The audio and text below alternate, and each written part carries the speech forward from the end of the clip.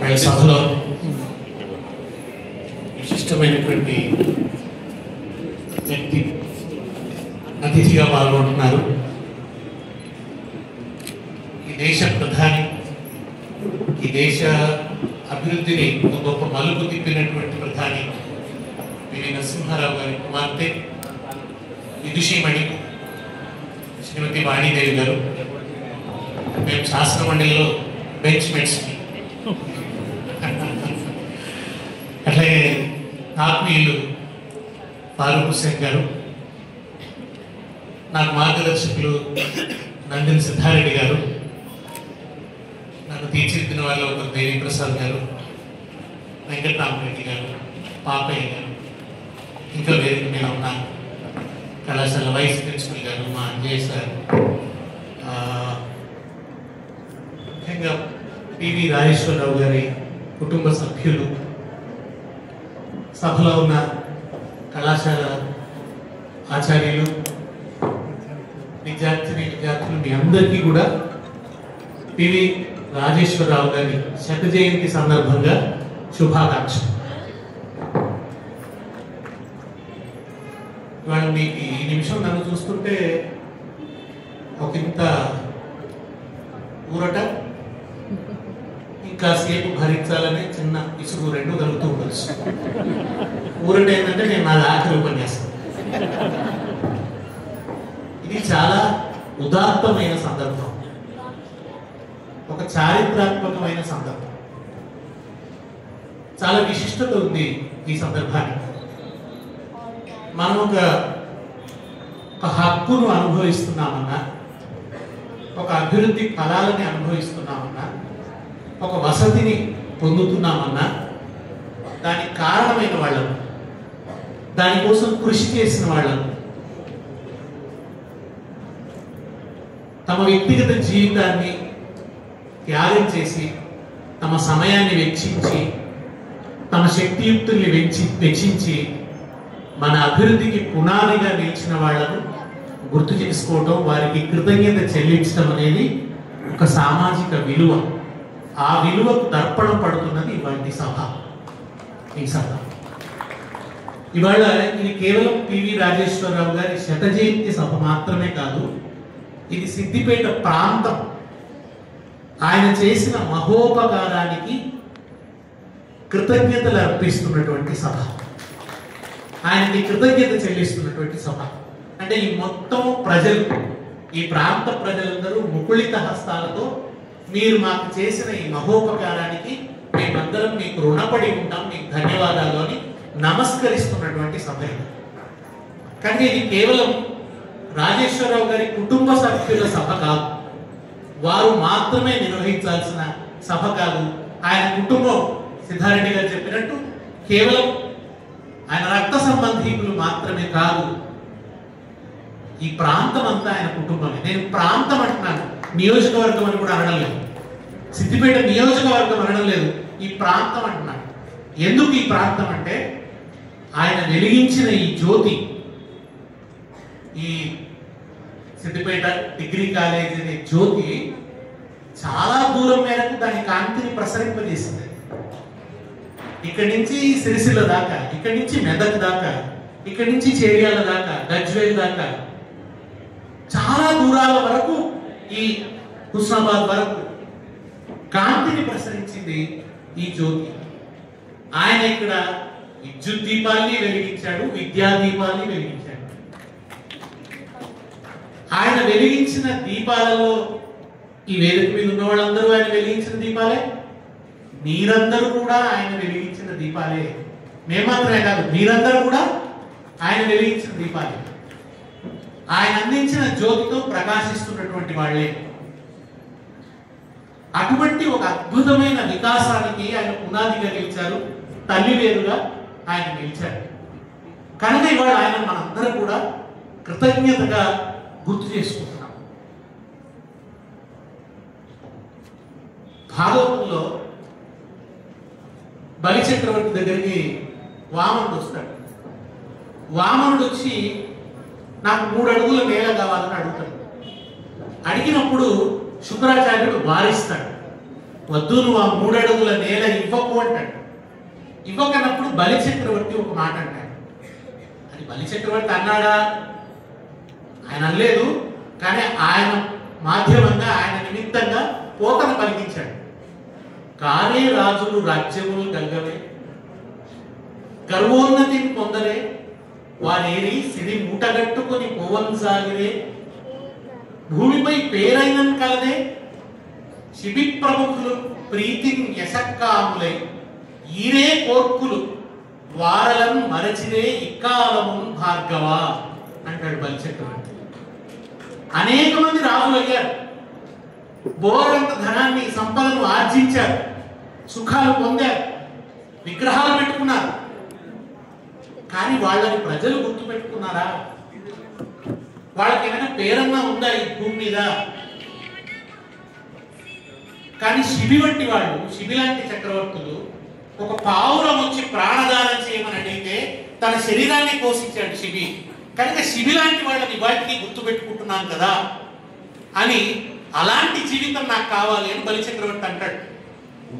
యశక్కాయలై బతుకుతారు కొంతమంది. వాళ్ళ దేహం ఉండకపోవచ్చు, కానీ వాళ్ళ కీర్తికాయం ఎప్పుడు ఉంటుంది, యశక్కాయం ఎప్పుడు ఉంటుంది. రాజేశ్వరరావు గారి యశక్కాయం ఈ కళాశాల. ఆయన భౌతికంగా ఆయన దేహం లేదు, కానీ ఆయన యశక్కాయుడై జీవిస్తున్నాడు. ఆ యశక్కాయం ఈ కళాశాల.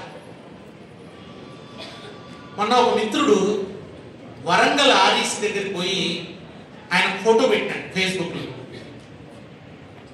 వరంగల్లో ఒక రీజనల్ ఇంజనీరింగ్ కాలేజ్ రావడం అనేది మామూలు విషయం కాదు.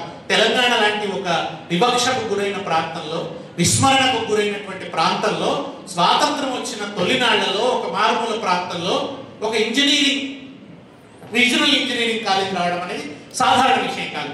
అక్కడ నిలబడి ఆయన ఏమని పెట్టాడంటే, నేను ఈ భారతదేశ అభివృద్ధి రూపశిల్పి అయిన జవహర్లాల్ నెహ్రూకు నమస్కరిస్తున్నాను. ఆయన కారణంగా ఇక్కడ ఈ రీజనల్ ఇంజనీరింగ్ కాలేజ్ ఏర్పడింది. ఇందులో నేను పిహెచ్డికి చేరాను. ఆ జవహర్లాల్ నెహ్రూ గారి పాద పద్మాలకు నమస్కరిస్తున్నాను ఫేస్బుక్ లో ఆయన ఫోటో పెట్టండి. నెహ్రూ ఎంత క్రాంతదర్శి ఆయన. ఆ నెహ్రూ వల్ల ఇవాళ అనేక ఐఐటీలు చూస్తున్నాం దేశంలో. ఆ తర్వాత పెద్దగా ఐఐటీలు ఏం పెట్టలేదు మన దేశంలో, ఏవో అరకొరగా ఉన్నాయి. ఎన్నో రీజనల్ ఇంజనీరింగ్ కాలేజ్, ఎన్నో ప్రాజెక్టులు, ఎన్నో పరిశ్రమలు, అకాడమీలు, ఎటు చూసినా. ఇవాళ మన సిద్దిపేట, మన హైదరాబాద్ లో రవీంద్ర భారతి కనిపిస్తుంది, మన గాడిటోలి, అది నెహ్రూ కాలంలో వచ్చింది. కానీ ఇట్లా మనకి ఎటు చూసినా తొలి దశలో వాళ్ళు వేసిన బీజాలు కనిపిస్తాయి. అలా సిద్దిపేట అభివృద్ధికి కావాల్సిన ఒక గొప్ప విత్తనాలని చల్లిన వారు రాజేశ్వరరావు గారు, పివి రాజేశ్వరరావు. ఇవాళ మనకు సిద్దిపేట ఒక వటవృక్షంలాగా కనిపిస్తుంది. అద్భుతమైన ప్రగతిని కాంచింది సిద్దిపేట. నిజంగా కూడా కేసీఆర్ గారు చేసిన కృషి, హరీష్ రావు గారు చేసిన కృషి ఆకాశం అంతా ఎత్తుకు తీసుకుపోయింది సిద్దిపేట. సిద్దిపేట అభివృద్ధి చాలా మంది కన్ను పుట్టేలా, చాలా మంది అంటుంటారు చాలా అభివృద్ధి చెందింది సిద్దిపేట. ఇవాళ సిద్దిపేట ఇంత వికాసం చెందడానికి కావలసినటువంటి ఒక ప్రాతిపదికను, భూమికను రాజేశ్వరరావు గారు సిద్ధం చేశారు.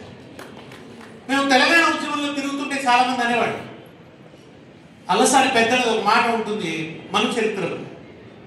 ఆ అరుణాస్పదపురం గురించి వర్ణిస్తూ ఆయన ఏమంటాడంటే, అచ్చట పుట్టిన చిగురు కొమ్మైన చేవ అంటాడు. ఆ ఊర్లో పుట్టిన చిగురు కొమ్మ కూడా ఎంతో బలం కలిగి ఉంటుంది, చాలా శక్తిని కలిగి ఉంటుంది. చిగురు కొమ్మైన చేవ అంటాడు. చాలా మంది ఏమంటారంటే, సిద్దిపేటలో పుట్టిన చిగురు కొమ్మైన చేవ.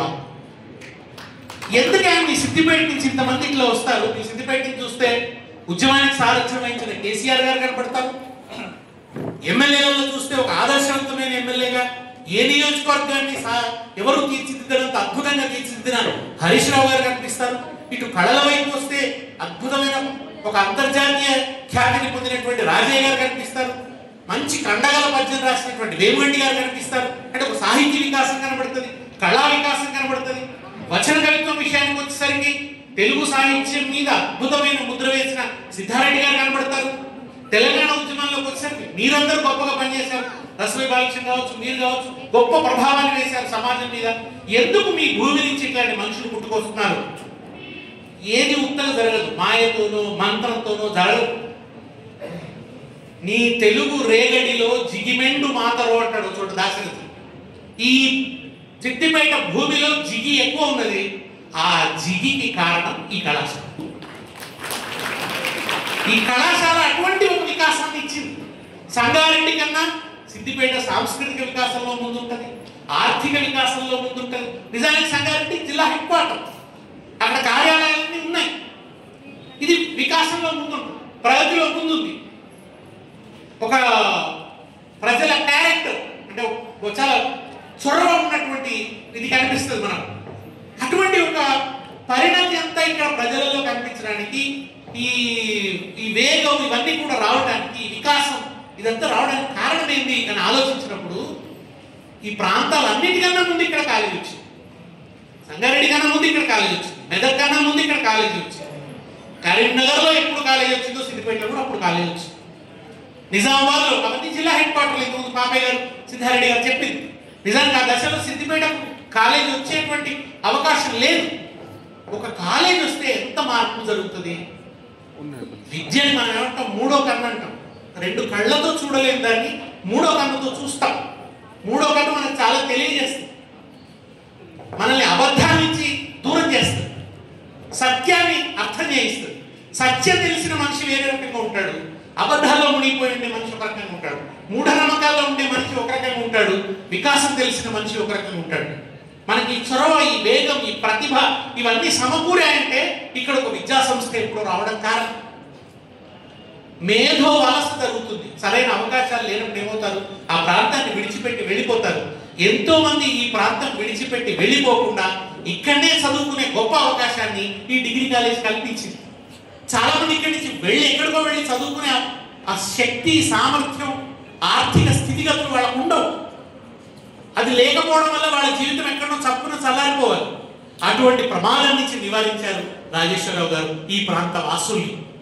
ముఖ్యంగా మగవాళ్ళు సరే, ఎంతమంది ఆడబిడ్డలు చదువుకున్నారు ఇక్కడ. నిజంగా ఈ డిగ్రీ కాలేజ్ లేకుంటే ఈ ప్రాంతంలో మహిళా విద్య ఇంత ఉండేదా? ఎంతమంది చదువుకున్నారు అసలు? వాళ్ళందరూ చదువుకోవటం వల్ల వాళ్ళకి ఆ వికాసం రావడం వల్ల వాళ్ళు ఉద్యోగాలు పొంది ఉంటారు, వాళ్ళు వివిధ రంగాల్లో రాణించారు. ఈ ప్రాంతానికి జరుగుతున్న అన్యాయాన్ని అర్థం చేసుకో చైతన్యం పొందారు, ఉద్యమకారులు వచ్చారు ఇక్కడి నుంచి. అది ఏ స్థాయికి వెళ్ళింది అంటే, బూరుగుల రామకృష్ణారావు ఒక మాట అన్నారని సిద్ధారెడ్డి గారు చెప్పారు. ఆయన ఏమన్నాడు, ఆంధ్రప్రదేశ్ ఏర్పడుతుంది, ఆంధ్రప్రదేశ్ ఏర్పడితే తెలంగాణ ప్రాంతానికి విద్యాలయాలు ఇవ్వరు, వివక్ష అమలవుతుంది, అసెంబ్లీలో వాళ్ళదే మెజారిటీ ఉంటుంది, వాళ్ళు మన ప్రాంతానికి నిధులు ఇవ్వరు, విద్యాలయాన్ని స్థాపించరు, ఏం జరిగినా ఇప్పుడే జరగాలి అని చెప్పి ఆయన ఇక్కడ ఇప్పటికిప్పటిగా తన పరిధిలో తనున్నంత కాలంలో ఎన్ని విద్యా సంస్థలు స్థాపించగలరో ఆలోచించి ఈ డిగ్రీ కాలేజీలన్నింటినీ ఆయన స్థాపించాడు చాలా దూరదృష్టితో బూరుగుల రామకృష్ణారావు గారు. ఆయన ఆ రోజు ఏ ప్రమాదాన్ని ఊహించాడో ఆ ప్రమాదం నిజమైంది. ఆ తర్వాత మన విద్యారంగానికి ఒక పెద్ద అవరోధం ఏర్పడ్డది, పుట్టుబడ్డది ఇక్కడ విద్యా వికాసం. దానికి మళ్ళీ పరిష్కరించడానికి ఎవరు వచ్చారు?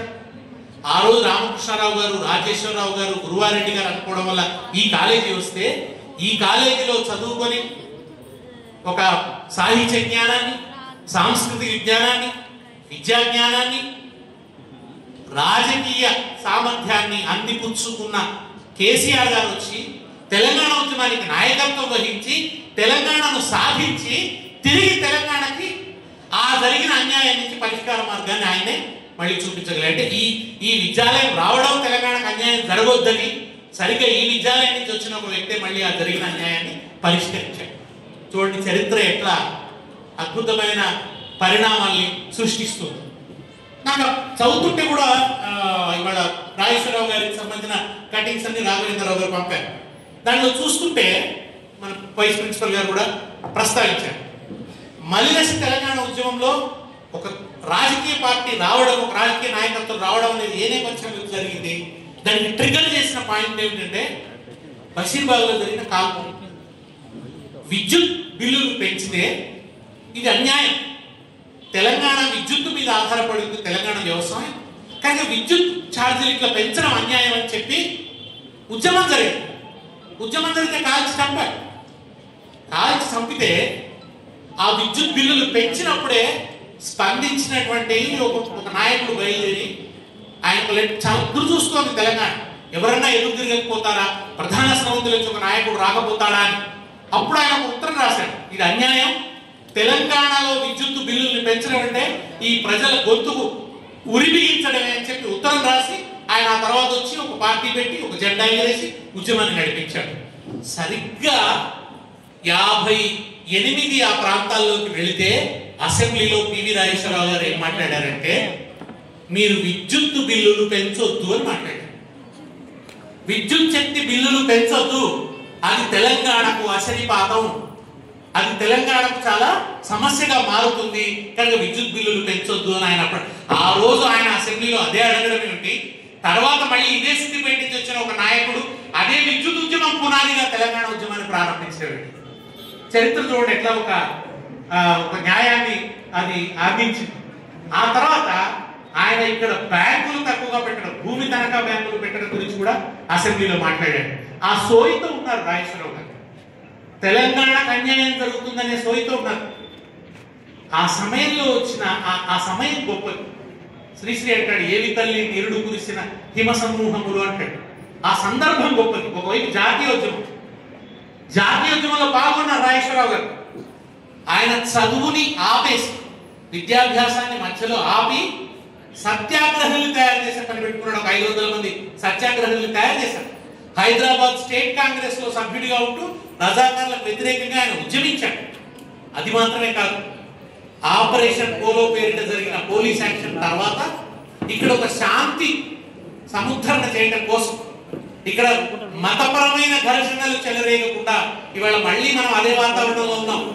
ఒక మత ఘర్షణల సందర్భంలో ఉన్నాం, ఒక విద్వేష సందర్భంలో ఉన్నాం. ఒకనొకప్పుడు ఇప్పుడో చరిత్రలో వచ్చిన ఆ విద్వేష వాతావరణం నుంచి బయటపడడానికి మనం కృషి చేశాం. ఆ రోజు ఆయన శాంతి సంఘాలని స్థాపించాడు, శాంతి సామరస్యాన్ని నెలకొల్పడానికి ప్రయత్నించాడు. పోరాటం ఎందుకు జరిగింది? భూమి కోసం జరిగింది, భూ పోరాటం, రైతాంగ పోరాటం. ఆ తర్వాత దానికి కొనసాగింపుగా భూమి పట్ల ప్రజలకున్న ఆర్తి తీరాలని కాంగ్రెస్ ఎంచుకున్నటువంటి పద్ధతి, వినోబా భావే గారి ప్రేరణతో సర్వోదయ ఉద్యమం, భూదాన ఉద్యమం. ఆ భూదానోద్యమంలోనూ ఆయన పాల్పంచుకున్నారు రాజేశ్వరరావు గారు. ఆయన ఒక 1500 ఎకరాలు గజ్వేల్ సిద్దిపేట ప్రాంతంలో సిద్ధం చేశాడు రైతులకు ఇవ్వటం కోసం. ఇట్లా ఆయన అనేక రకాల విత్తనాలు చల్లాడు, నారు పోసాడు. ఆయన నారు పోస్తే ఇవాళ ఏపుగా పండినటువంటి పైరును మనం చూస్తున్నాం. ఆ పైరుకు ప్రతిఫలనాలమే మనం అందరం కూడా. కనుక ఆయనను గుర్తు చేసుకోవడం, ఆయన చేసిన కృషిని గుర్తు చేసుకోవడం. ఇక్కడ విద్యుత్ రావడం కూడా ఎంత మార్చి ఉంటుంది ఈ ప్రాంత వాతావరణాన్ని. విద్యుత్ వెలుగులు రావడం వల్ల ప్రజల జీవితంలో అనేక రకాల వికాసం వస్తుంది, అనేక రకాల నైపుణ్యాలు అభివృద్ధి అవుతాయి, అనేక రకాల పరిశ్రమలు వస్తాయి. ఆయా చిన్న చిన్న వృత్తులు, వ్యాపారాలు అన్నిటికీ కూడా గొప్ప చోదక శక్తి అవుతుంది. కనుక ఆ రకంగా సిద్దిపేట అభివృద్ధిని ఆయన వేగవంతం చేశాడు. సిద్దిపేటను మిగతా ప్రాంతం కన్నా ముందుంచగలిగాడు. అట్లా ఈ ప్రాంత వికాసానికి ఆయన తనను తాను ఒక భూమికగా మార్చుకున్నాడు. అటువంటి రాజేశ్వరరావు గారిని గుర్తు చేసుకోవటం, ఆయన ధన్యవాదాలు అర్పించడం మనందరి విధి. ఇది నిజంగా ఈ కళాశాలలోనే జరగడం, ఈ కళాశాల తిరిగి ఆయనకు సమర్పిస్తున్నటువంటి కృతజ్ఞత అంటే. అందుకే మా ఫారూక్ గారు అంటున్నారు, ఇది కేవలం కళాశాలకు మాత్రమే పరిమితమైన సభ కాకూడదు, ఇది సిద్దిపేట సభ కావాలి, సిద్దిపేట ప్రజల సభ కావాలి. సిద్దిపేట ప్రజలందరూ ఆయనకు కృతజ్ఞతలు చెల్లించాల్సిన అవసరం ఉందని ఫారూక్ గారు ఏమంటారంటే, నేనే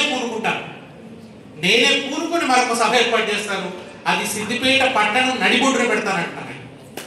సిద్దిపేట పట్టణం నడిబొడ్డున ఈ సభ పెట్టి ఆయన అంతేవాసులు ఇంకా ఎవరన్నా ఉంటే, లేదా ఆయన ఎరిగిన వాళ్ళు, ఆయన కృషిని ఎరిగిన వాళ్ళు, వాళ్ళందరినీ కూడా భాగస్వాములను చేసి మళ్ళా ఒకసారి ఆయనను సంస్మరించుకునేటువంటి ఒక సందర్భాన్ని మనం రచించుకోవాల్సిన అవసరం ఉంది అని చెప్పి ఫారూక్ గారు ఇంతకుముందు ప్రస్తావించి నన్ను ఆ మాట కూడా చెప్పమన్నారు. ఆయన ఖచ్చితంగా మరొక సభను మనం నిర్వహించుకుందాం. దానికి అవసరమైనటువంటి పూర్తి సహకారాన్ని కూడా నేను అందజేస్తాను. ఆ రోజు మీరందరూ కూడా, కుటుంబ సభ్యులందరూ కూడా మళ్ళీ రావాలి. మనం ఆయనను సగర్వంగా మళ్ళా ఒకసారి స్మరించుకోవాల్సినటువంటి అవసరం ఉంది. ఆయన కృషిని మనందరం కూడా ఆయనకు కృతజ్ఞతలు చెప్పాల్సినటువంటి అవసరం ఉంది. చిన్నప్పుడు ఇప్పుడు సంస్కృత పాఠం రేడియోలో వస్తే ఒక శ్లోకం వచ్చి, కేయూరాన విభూషయంతి పురుషం హారాన చంద్రోజ్వలం న స్నానం న విలేపనం న కుసుమం నాలంకృతామూర్ధజ వాణ్యేగా సమలంకరోతి పురుషం యా సంస్కృతాధార్యతే క్షీయంతే ఖలు భూషణాన్ని సతతం వాగ్భూషణం భూషణం అని ఒక శ్లోకం. అది భర్తృహరి చెప్పినటువంటి శ్లోకం. అనేక ఆభరణాలు పెట్టుకుంటాం మనం, కేయూరములు, చంద్రహారాలు, ఇట్లాంటి ఎన్నో ఆభరణాలు. కానీ అవన్నీ కూడా నిజమైన ఆభరణాలు కావాలి, అవి నశించే ఆభరణాలు. మనిషికి నిజమైన ఆభరణం ఏమిటి? వాణి, వాక్కు. వాక్ అంటే మామూలు అందరం మాట్లాడతాం, సాధారణ వాక్కు కాదు. యా సంస్కృత ఆధార్యతే, సంస్కారవంతమైన వాక్కు. సంస్కారవంతమైన వాక్ అంటే వైజ్ఞానిక వాక్. వైజ్ఞానిక వాక్ అంటే విద్యను పొందినటువంటి వాక్. అది మాత్రమే మనిషికి నిజమైనటువంటి అలంకారం అని చెప్పి భర్తృహరి చెప్పాడు. ఇవాళ మనందరికీ కూడా అటువంటి అద్భుతమైనటువంటి అలంకారాన్ని ఇచ్చినవాడు, అటువంటి ఒక నగ మనం ధరించేలాగా చేసినవాడు, మనల్ని మన జీవితాలు సార్థకం కావటానికి ఒక అద్భుతమైనటువంటి పునాదిని సిద్ధం చేసినటువంటి నాగేశ్వరరావు గారి పట్ల మనందరం కూడా నిజంగా కృతజ్ఞత. గొప్ప పెద్ద ఎత్తున ఆయనకు మనం ధన్యవాదాలు చెప్పవలసినటువంటి ఉంది కనుక ఆయన స్మృతికి నేను సగౌరవంగా నివాళులు అర్పిస్తూ జోహార్లు చెప్తూ మీ పిల్లలందరికీ ఒక చిన్న విజ్ఞాపనం. పిల్లలనే కాదు, సిద్దిపేట వాసులు ఎవరైనా కాదు, సిద్దిపేట డిగ్రీ కాలేజ్ ముందట నిలబడి మేము పివి రాజేశ్వరరావు గారు వెలిగించిన దీపాలు, ఈ కళాశాల నుంచి మేము విద్యని వికాసాన్ని అందుకున్నాం. ఈ కళాశాలను స్థాపించిన రాజేశ్వరరావు గారికి శత జయంతి సందర్భంగా మా నివాళులు, జోహార్లు అని పెడుతూ అందరూ ఫేస్బుక్ లో పోస్టింగ్స్ పెట్టండి. ఇది మీ అందరికీ ఒక చిన్న కార్యక్రమం. మనం రాజేశ్వరరావు గారికి అర్పించే కృతజ్ఞత. చాలా చిన్న పని, దీని పెద్ద కష్టపడాల్సిందే లేదు. ఇన్స్టాగ్రామ్ లో కావచ్చు, ఫేస్బుక్ లో కావచ్చు, మీకు తెలిసిన ఏ మాధ్యమాలు ఉంటాయి, మీ ఫోటో ట్వీట్ కావచ్చు, ఏదైనా కావచ్చు, కళాశాల ముందు నిలబడి మీరు సెల్ఫీ తీసుకుంటారా, మీ మిత్రులతో ఫోటో తీసుకుంటారా? ఈ డిగ్రీ కాలేజీలో నేను చదువుకున్నాను. ఈ డిగ్రీ కళాశాల స్థాపకుడు పివి రాజేశ్వరరావు గారు. ఆయన కృషితో ఈ కళాశాల వచ్చింది. ఆయన శత జయంతి సందర్భంగా ఆయన నివాళులు అర్పిస్తున్నాను అని ప్రతి ఒక్కరూ ఒక ఫోటో పెట్టాలని మీ అందరినీ కోరుకుంటూ నమస్కారం.